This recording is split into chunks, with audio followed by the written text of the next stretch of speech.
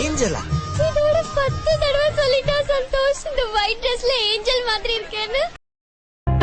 உன் முகம் பார்க்க துன்பம் தீரும் காலம் கனியாகும் தேவியே, சிறு கிளி போல் பேசும் பேச்சில் என்னை மறந்தேன் நான்.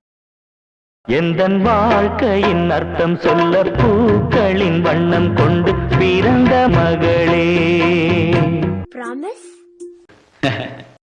நான் வாழ்ந்தது கொஞ்சம் வந்த வந்துதித்து உயிரில் கலந்தா என் உயிரே. உன் பூவிழி குறுநகை அதில் 1000 கவிதையே. இவரு மனுஷனா?